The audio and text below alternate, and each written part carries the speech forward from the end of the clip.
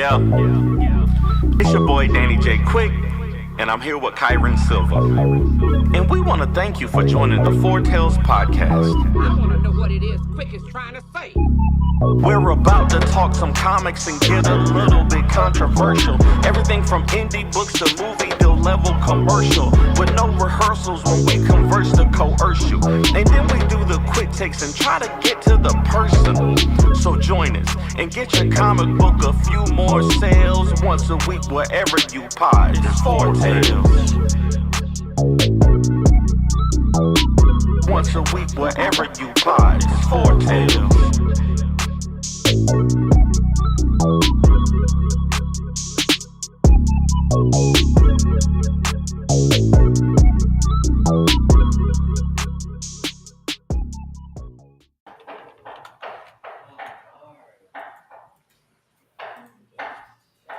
Kyron, Yeah, what's up? you're supposed to be doing something. Oh, I thought you are the one in control now. Nope. No, you. No, sir. you- Not at all. So this I is was not in your control. show. I was in control for 45 minutes. That's it. You're not even gonna do an intro or nothing. It's I'm all retired. I'm retired from hosting podcasts. okay. All right. Okay, fine. Be that way. Back to you, sir. Back to me. Okay. Ladies and gentlemen, boys and girls, children of all ages, Taurus Comics, in collaboration with Fourth Wall Production, respectfully brings to you the 172nd episode of the Four Tales podcast. I'm your host, Kyron Silva from Taurus Comics, the girthy writer and creator of Starcore. Across the way is the plum poet of Ace Blade, Danny J. Quick. Together we are your two award-winning blurred comic creators here to help you find your next favorite comic. We are live on the Ages of Geekdom Network via Facebook, Twitch, YouTube, and TikTok. So if you're listening and watching us live, thank you for your support. Don't forget to like, subscribe, share, and review this podcast because all your positive reviews and interactions help us reach a bigger audience. Daryl Murphy in the chat from Baltimore. He is in Baltimore right now, all the way Seriously. from Baltimore, chatting with us. Appreciate you, bro. Baltimore Comic Con this weekend. Yeah. Shout out to Daryl Murphy. Shout out to SC Comics on TikTok, man. We appreciate y'all jumping in with us. Nice. You recently went to an event last week, right? Yeah, I had 3 events in a row. 3 weekends, Whoa. 3 events in a row. And Okay. I'm glad to be not going to an event this week. We did a small show, then a medium-sized show, then another small show. And we had a good time. So how'd you do? We met some cool people. Okay. We met some cool people. I got to meet some cool people that I've met on the internet only previously before. So I think that was pretty cool.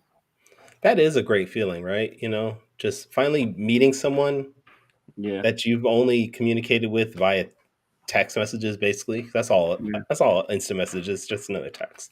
But to finally meet somebody in real life is great. Absolutely.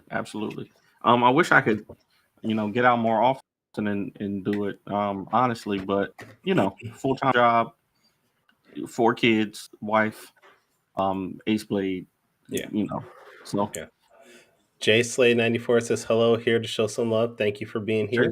Thank you for joining us. Thank you. Daryl Murphy says he's tired. I understand. We met Daryl at Heroes Con, right? Daryl was, he came through that one day. Yeah. Our guest was there too, right? Yeah. Okay. Marvin Wynn was in the building. And the whole Comicsburg crew. How many times has Marvin been on the show? This is the 3rd time? Are you still keeping track? I haven't updated that. I need to do that soon. I will do that before the end of the season, just so we can see who's there. He's been on quite a few times, though. I want to say at least 3 times. So. At least 3 times. Before we bring him on, though, we do want to remind everybody that the Beam Awards is still going on right now. So if you guys want to nominate your book, if it was something that was published this year from November 2024 to November 2025, go to fourtalespodcast.com, nominate your book so we can start the process, and maybe your book can win one of our prestigious awards. Absolutely. All right, but enough about the Beam Awards. Let's bring in our guest, Marvin Wynn, to talk about he's not talking about comics today, which is weird. Right? It's But weird, man. it's Like, comic adjacent. There's comics there. Unlike Max Steel, this is comics. no. Now I did some research, and this is actually perfect because Max Steel was launched with a action figure and a comic book at the same time. The comic book was launched with the action figure, yes, and as a free then the cartoon. giveaway. But it started off as a TV show, and then they created the action figures, and then the comic book series came later on down the line. That's like saying Power Rangers is a comic book related movie. It's not. I don't know about that, Kyron. The research that I did said that they came at the same time, so I don't know. Yeah, the action figures came, but it was after the TV series had already started. I don't know, Kyron. I wasn't watching TV. I was only in church at that time. I can only anything that you say, I can only assume is AI because Google I don't know. Marvin, welcome to the show, man. Welcome back to the show. You can still use Wikipedia. Wikipedia is not AI yet. Okay, yet. Welcome back, Marvin. For anybody who hasn't seen you on your previous features on the show, tell us who you are and what you're here to talk about. Yep. So I'm Marvin Wynn. I am the writer, creator of The Edge, and the publisher of Comicsburg. Today, I am promoting the Blaine 1/18 scale action figure, which does have a comic attached to it. There is a comic. So it's not just an action figure, there's a comic too. Okay.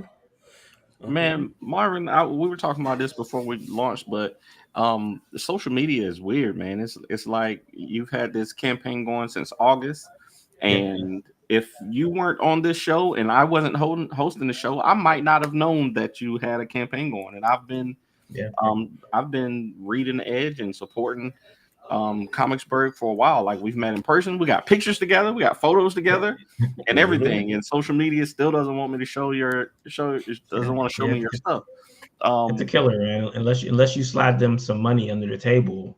They don't want to show your stuff. Like you're saying, is that when you go on Facebook now, I see groups and pages of things that I have never clicked on.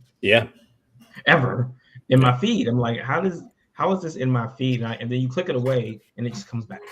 And then, like we were mentioning earlier, when your friends' feeds pop up, they'll be like, hey, do you actually want to see this? They're like, yes, I really do want to see this. People I actually followed. Do I want to see? Yes, I do want to see this.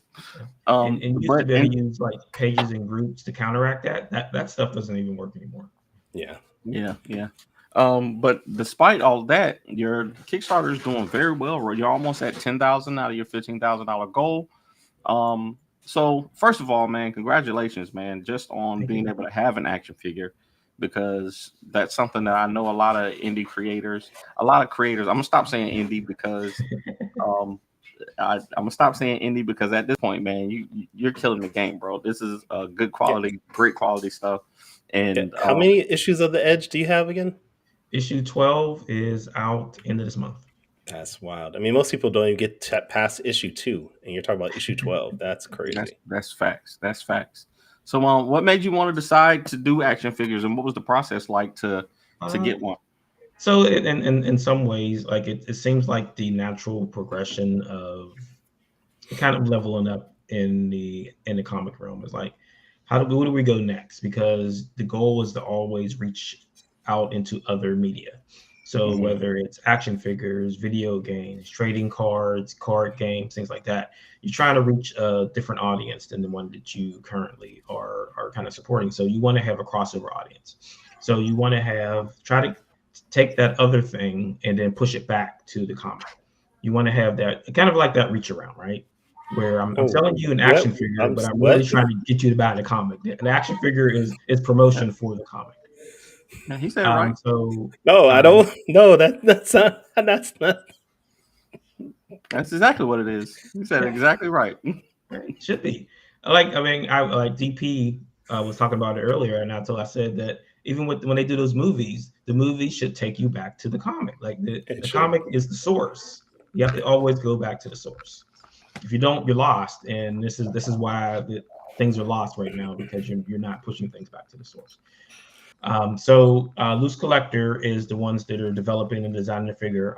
They used to only do customs figures like back in the 2010s or whatever.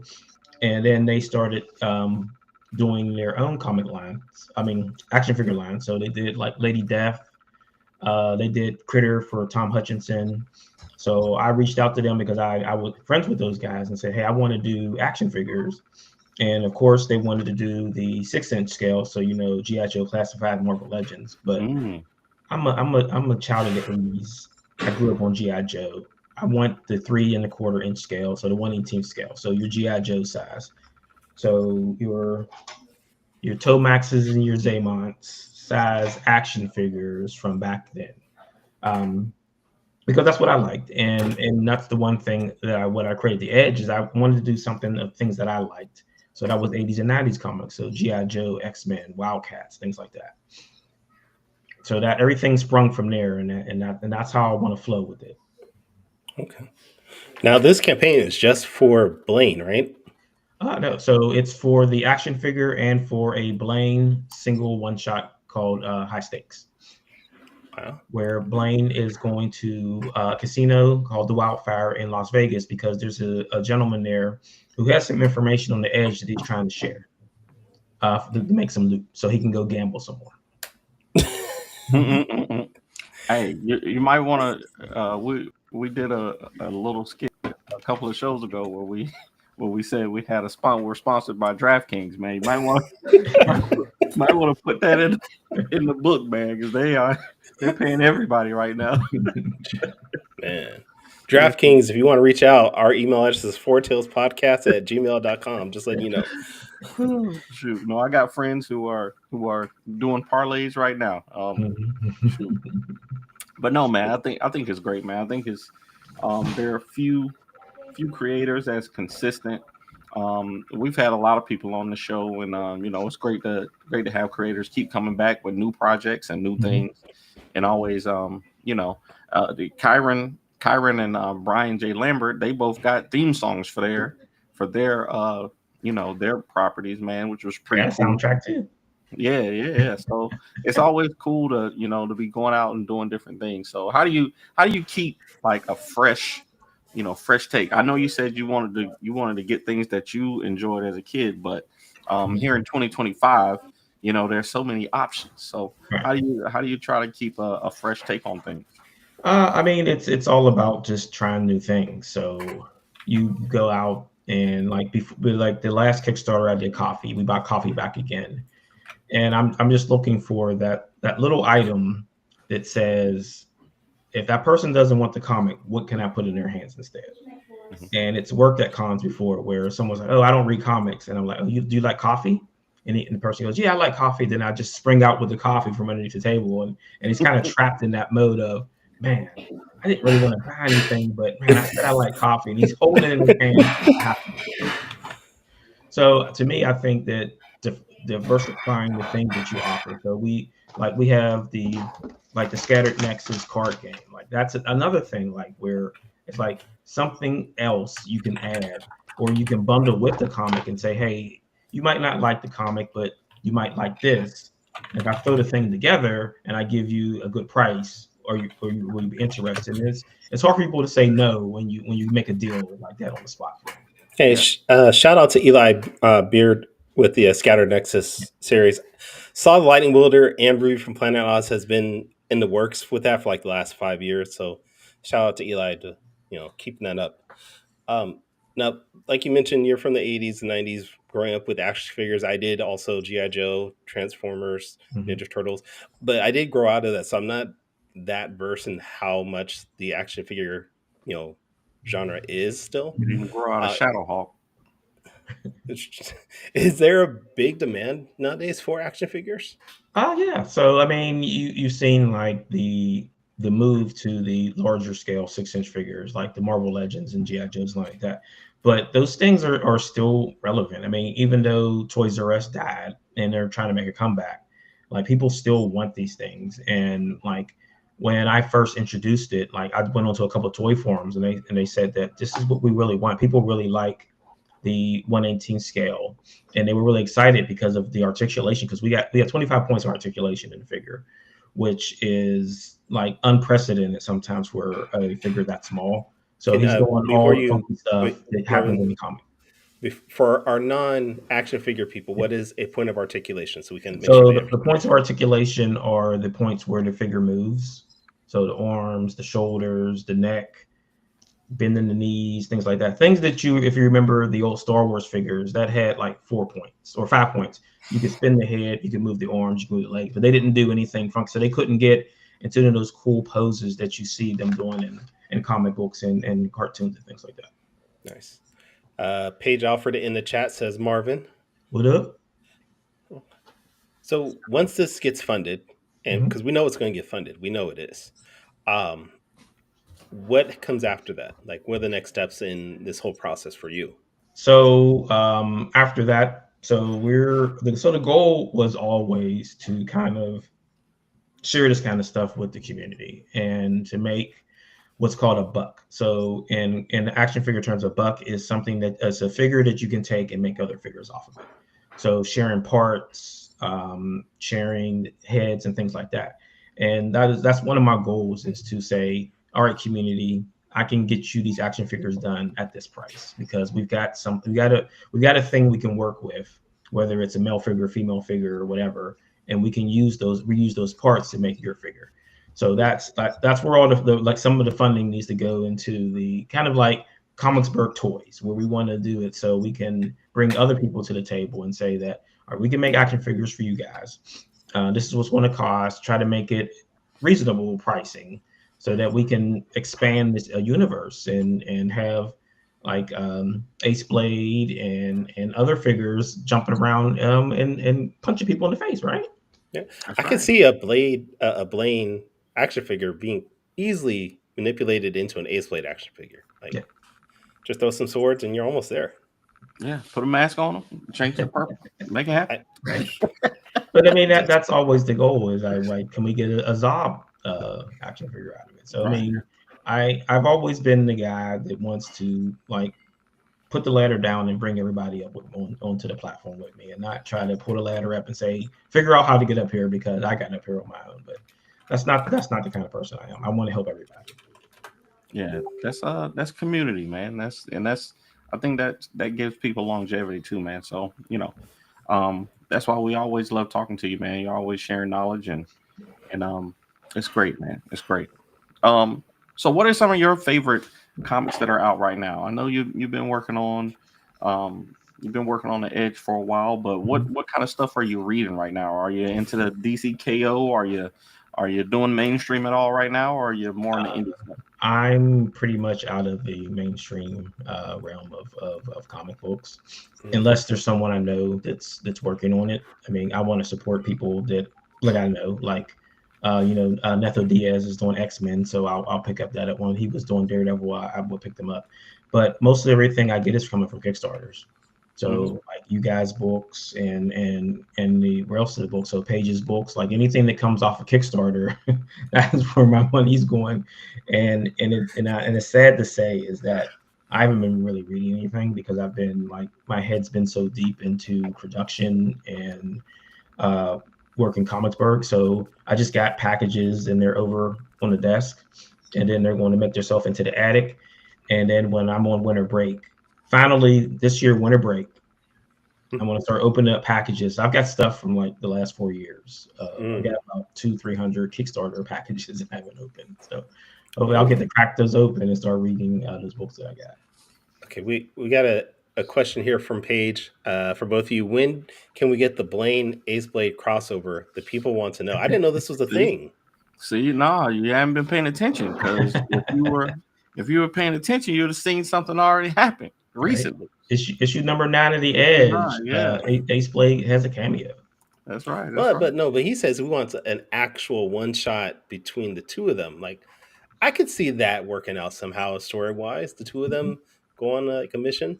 I mean, he's out in Vegas right now, so shoot, might have Yeah. Ace pop up again. There you go. That's how it works. That's how it works. I'm in your town, so I got to come in. I got to parlay, right? That's Oh, right. That's right. That's right.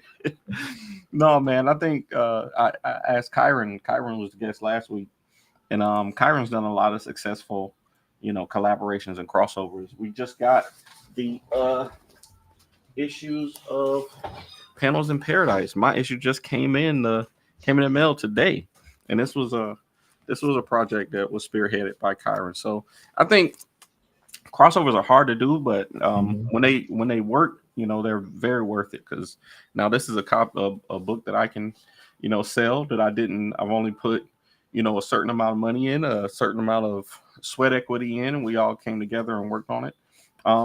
So do you have any plans to do like legit crossovers, or is it more cameos and stuff? Yeah, so I mean, the whole entire thing of opening up those cameos was for there to be a threat so large that the strike team from the Edge and even the villains from the Edge, they couldn't handle it around. So other characters are going to have to come in and help in that big battle that's coming. But we've already planned and have completed a crossover with Paige's chess team. But you never know who's going to pop up and pop in and what's going to happen, because like this a whole entire multiverse, universe, indieverse, whatever going on, that we can just like swap characters in and out if we want. now you've done really well with the Edge, and you have a plethora of comics in there. But have you thought about doing anything outside of the Edge from Comicsburg, like any other series? All right, so that's kind of the bad thing about it, is that my mind is so much into it that when I try to write something that's outside of it, it ends up part of it. So I figured out a way to say, okay, so we're doing this story, and it's about this, what happens in this year, and this is going on. Wait a minute, that perfectly connects to the Edge. It's the Edge. So I do have an idea for a series that's not related to the Edge at the moment, but I mean, it's back burner because I don't want it to kind of mix in. But there is something else that Mark and I, the artist on the Edge, is working on that has nothing to do with the Edge currently at the moment. But it could if you really wanted to. Right? Man, I could probably connect the Edge to anything I want. It's like, okay, I'll walk into like Disney World and say, all right, this is all connected to the Edge now. Oh, okay. You sound like Danny now at this point. No, see, I'm trying to break out of that. I got Ballad of the Black Rose. I've been resisting so hard, but my artist actually put an Ace Blade cameo in the second issue without me even saying anything. So, I mean, I guess it is kind of connected now, but that's fine. That's fine with me. Oh man. What a yep. Okay, I'm sorry. Paige says, "Yep, Beer and Bullets 2 crossover coming." What is that? Paige did a recent crossover it's called Beers and Bullets. Okay. He can give you some more information on that, because it's not in my head right now, so I can't remember which characters are involved in that. Okay. The question is, yes, it's all connected to the Edge. Right. Well, everything's on the Edge, right? Yeah. That's right. That's right. It does feel like the whole world is on the edge right now. It really does. Right, but I mean, that's why we're here. We're trying to give some people some levity and some entertainment in this upside down nonsense that we're currently involved in. But I mean, we only can do so much. Yeah. And action figures are great for that. It gives you that ability to let your mind go free and enjoy it. Right, and I mean, that's one of the things about like the Edge, is that it's something that is familiar, but it's something that's different. And like we do the powers differently. So we say that I don't see how someone can shoot laser beams from their eyes and not damage their eyes at all. I mean, I don't think that should work like that, and I don't think like building up energy in your body and releasing it is a good thing at any time for anyone. Like, or shooting lasers from your hands, like how does that shouldn't work without harming something. Right. I want to go back to what somebody just said a minute ago, though. I think at the beginning of the year, I had made this TikTok about how important it is to keep creating. Like, Especially like as the year goes on, it seems like things are getting worse and worse. But I've been alive long enough to know that it's felt like that in multiple years. Yeah. It's felt like that at multiple times in my life, where it's the worst it's ever been. Mhm. And I think that it's very important to keep making things that people can enjoy. You know what I'm Yeah. saying? Like if you can make an action figure from your characters and you got 1,000 people that can enjoy that, that's a good thing, man. Yeah. That is a good thing. That is a worthwhile thing to do in the world right now. And Right. I think that it's a testament and it's something as what creators can bring to the table. And they can give you those people those escapes that they need from reality. And something that they can like engross themselves into, because there's a lot of times when I talk to people and they say that, oh, you're approachable and I can talk to you. I don't feel like I can do that with other people. And that's what we bring. That's what the indie community brings, is that personal touch, that willingness to listen, that willingness to be a face and not just some invisible entity that's just churning something out and putting it onto a shelf. exactly. How important is it for, as indie creators, for us to actually be the representative of our books and not just the books themselves? Like, how important is that? I think in some cases that the person is kind of buying your story over the story in the book. I mean, I think that personal connection helps sell the product, and I think you get a lot more sales, especially at conventions and things like that, if you're personable. Many a times you will be at a show and you'll see a person sitting at their table with their head down, not paying attention to nothing that's going on, and people walk past their table. Like, people aren't just going to stop just because they're like, you're not Jim Lee, you're not Cliff Kermont. No one is coming to see you. So you have to be a salesman. You got to switch that hat to salesman pretty much the whole day, and be personable, and that person will connect to you and then connect to your product.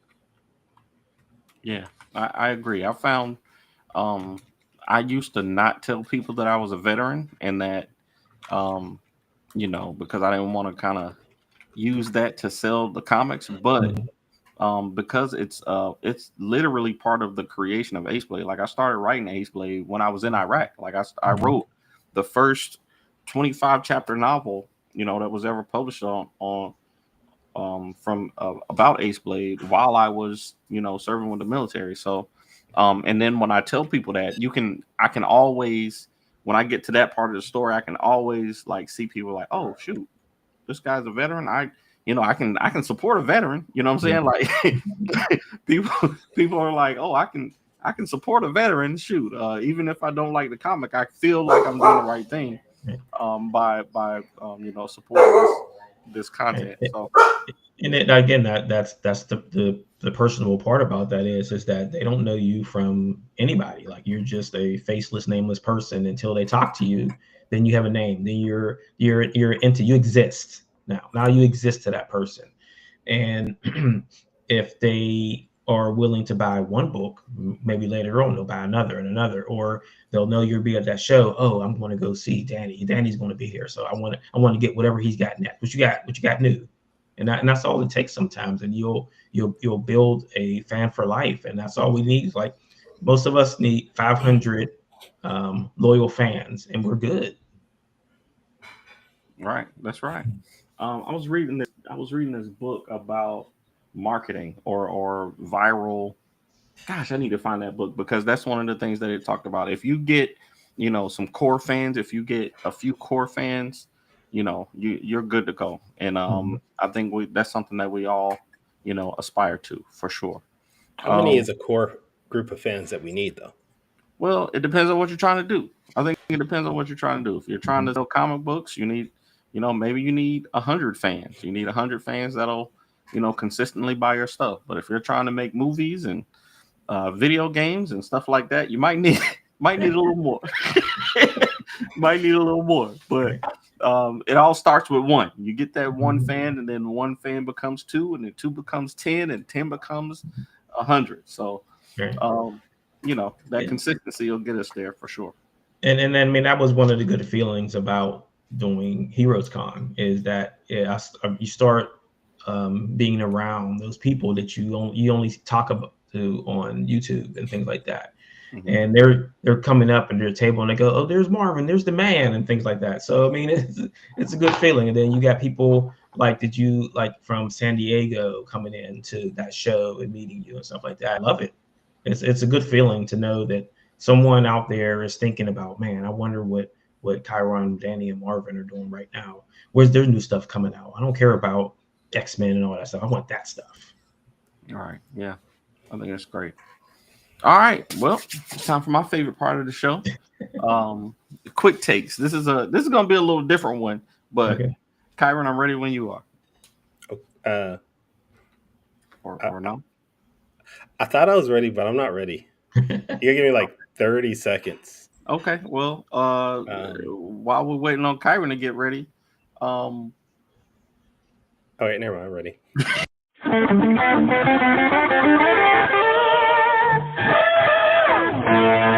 Quick takes. okay. So, see, there you go. You thought you had it all set up, and you messed it up again. No. For anybody who hasn't seen the show, Quick Takes is a rapid Q&A session where we grill our guests on their deepest, darkest secrets from the internet. Well, you know that we're not doing that because you've been on the show plenty of times. Right. But this time, we're going to ask you some deeper questions than we normally Okay. do. Usually, it's just surface level stuff. Mhm. But I'm gonna ask you more personal stuff this time, Mark. Okay. So Wait, are you question gonna number ask him one. about his underwear again? Because that was weird last time. Don't do Yes, that again. I am. All right. The thongs. Question number one. Okay. You're Like one when of the question people, goes. Marvin. Like that question go. in all this time that I've been in comics, me and Kyron were talking about this. There's not a lot of people who are good at the creative part and the business part. Mhm. So in 45 seconds, tell us what's kind of the most important thing that you wish indie creators would know about the business of comics. So not only having an audience, but knowing your audience. So you need to know what you're putting out there, because if you don't know what you're putting out there, you can't sell it. If you can't sell your product, you can't make any money off of it, and that dooms that second issue. So I would suggest that anyone in this realm get with someone who knows business or take a class, because you need to know how to not only market, but it's the hustle too. It's the constant hustle every day, trying to find that hook and trying to find that new person that's going to want to part with their hard-earned cash and hand it to you instead of buying the coffee. Absolutely. Or they could buy your coffee too. I mean, There you go. So then you have coffee. See? There you go. Now you got energy to keep creating. Okay. Question number 2. In all this time that you've been making comics, I've been talking to creators about their mental health and their joy in making comics. So I want to know, what's the most fun you've had as part of creating comics in all this time you've been making comics? So anytime I get a package in the mail that has books in it is one of the greatest feelings still to me. Even though I've had that feeling multiple times over the years, it still is a good feeling to have that box sitting on your stoop, your step in front of your door, and you open it up and you pull the book out and you say, I did that. I did this. I like it. And it took a lot of help to do it, but this is something that came out of my brain and you made it happen. And I mean, I think that that's where we have to kind of throttle back on a lot of stuff and think of that we did this. You did do it. You accomplished part 1 of the whole process, because a lot of people don't even get to part 1. That's facts. Yep. Got to keep enjoying that. It's not a little thing, but keep enjoying those things, man. Question number 3. Now, on the other end of that, I want to know, what is your greatest fear in comics? What is it that scares you about comics? Greatest fear in comics is not being able to do it anymore. I mean, we're not going to be young. You can't be young forever. And eventually some of those things that you take for granted right now, your brain, your hands, your feet, your legs, your eyesight, could leave you. And then Like you're kind of like sitting there like, oh, I can't make comics anymore. And that day would be like grating to me of like, oh man, now I have to either find someone else to do it or it dies, right? It's the end of it. It doesn't go any further from there. Yeah, I feel you on that for sure. Okay. Question number 4. Now, you talked a little bit earlier about, building a community and making it so that other creators can come to you and learn things. I want to know what's on the other side of that, even farther out. Like as far as you can think, if you get to do comics and literally do anything that you want, what is beyond the comics for you? What is the farthest that you can go in comics? What is the greatest thing that you think that you can achieve? I think education, and that's one of the things that we are working on is going into schools and doing classes on comic creation, the business of comics, what the whole entire process is. We found that as we've done these kind of talks at conventions and stuff, no one has a clue outside of the realm that knows how do I make a comic book, and like everyone, they think it's one thing and it's another. When you tell them, oh, put aside 25 grand right now just to get started, and you get oohs and ahs out of the audience, like, what do you mean? What? It costs money to make comics? You mean it's not free to do this? Right? So yeah, education is where I want to take this thing. Absolutely. Okay. Now, number 5. We always do a top 5 list for the 5th question. And this week, I want to know who do you think are the top 5 Marvins? And you can put yourself in the list, but who are the top? There's some famous Marvins. Who, in your opinion, are the top 5 Marvins? That's Marvin Gaye. Marvin Gaye. Gotta have Marvin Gaye for sure. Marvin Hagler. Okay. All right. Marvin from Super Friends. Okay. All right. Roadblock's real name from G.I. Joe, his first name is Marvin. Okay. And I'll put myself last because I can't think of anybody Marvins at the moment. Okay. All right. I would have said Marvin Harrison. Marvin Harrison's a good one. Yeah, Marvin Harrison. Yeah. I'll make him 5A. Marvin Harrison 5A. No, it's too late. Nope. You lost out, Marvin Harrison. You're not as good as Marvin Wynn now. Yeah, you go. Exactly. Marvin the Martian? Like, yeah. Marvin the Martian. What did he do? He blew himself up all the time. Yeah, that's true. That's true. Well, I appreciate you doing that for us, Marvin. This week, Quick Takes is brought to you by who's Quick Takes brought to you by this week? By Gemini Comic Supply. If you use the promo code AceBlade at checkout, you'll get 10% off your entire order. Back to you, Kyron.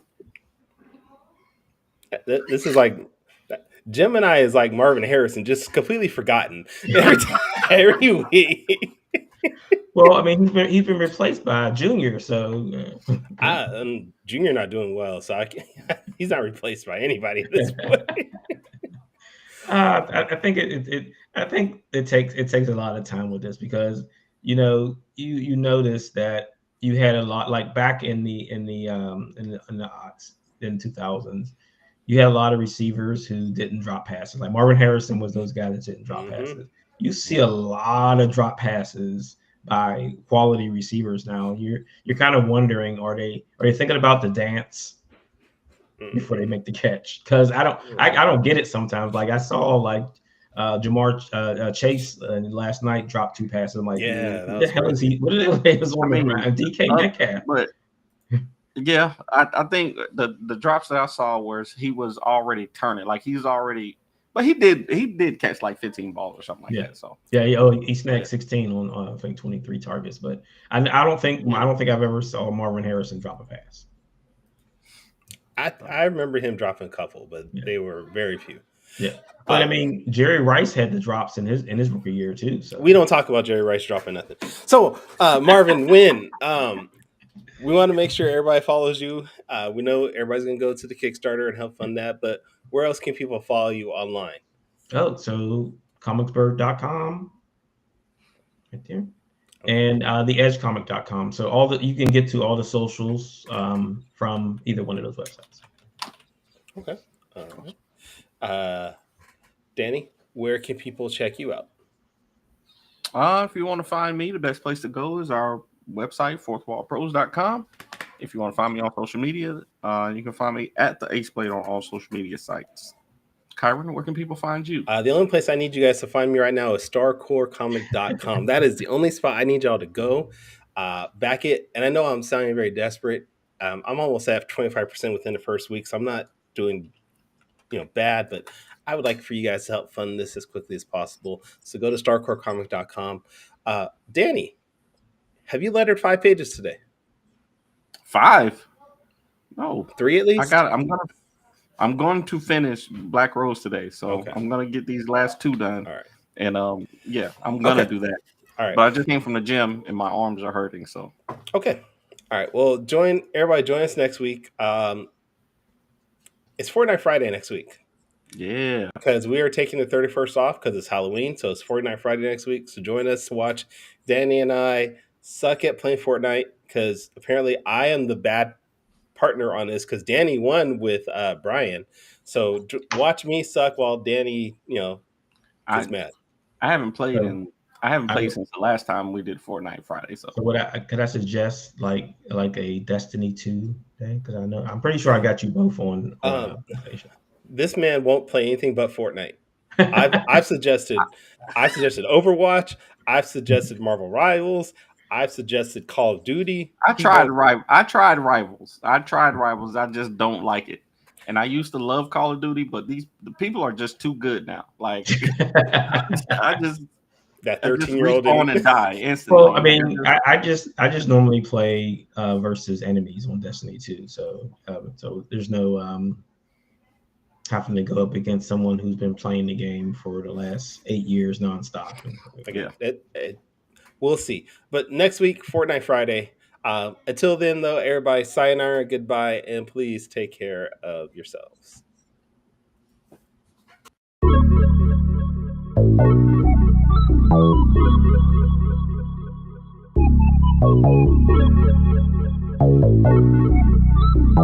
want to know what it is Quick is trying to say.